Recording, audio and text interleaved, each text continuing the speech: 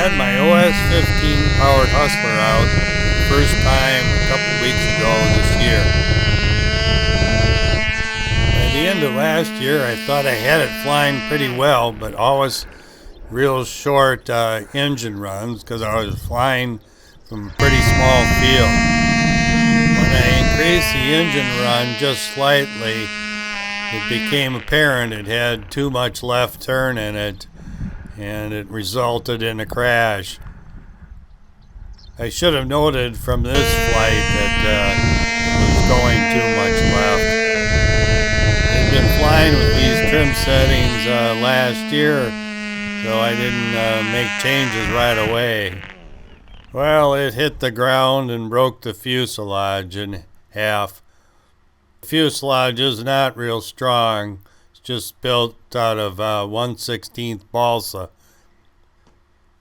But I was real careful this time when I glued it back together and got it straight. I took it out for test glides, and here it glided longer than I thought it would, and I had to do a DT to manage missing a tree. When I got home, I noticed after somebody mentioned about having a nylon motor mount that it was cracked. I found out from the internet that these engine mounts can break pretty easy. Part of it is by design, but I ordered another one and I used the provided screws instead of using those socket head screws.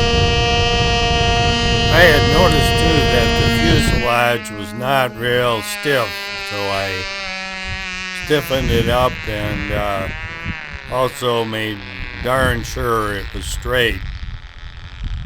With the electronic timer, I could set really exact just where I wanted to cut off, and if it was in trouble, I could cut the engine with the RDT also. I made some short flights, and then I started having trouble with the engine run. Just like I couldn't get a good needle valve setting. So I had put a new bladder in the plane, and apparently I didn't wrap the string around it tight enough. It worked some of the time, and other times the engine just did not run well at all. So I had brought another plane along, the Witchhawk 500, which I was going to use the electronic timer with too. So I took the bladder off of that, and that made a real difference. I noticed that the plane was still going too much left, so I gave it a little bit of right rudder trim. But that was too much. It's fairly sensitive. And this time it started going to the right at the end of the run.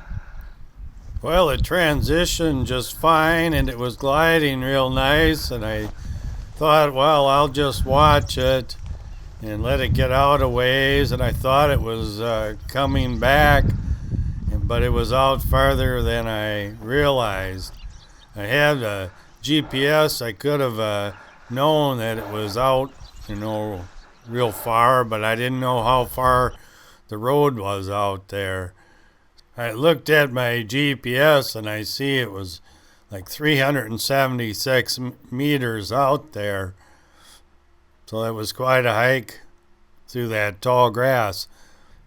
I noticed the car slowed down on the road and I thought, I wonder if they're looking at my airplane. When I got up near those trees, I noticed my plane was across the road in the ditch. It landed just fine, managed to miss the electrical wires. I made one more flight and took a little bit of that right rudder out, and it looked pretty good. So I think I'm pretty close on this plane. It was starting to get pretty warm, so I got out my half-A ramrod and made a couple of flights with that. That's also using the Manano timer.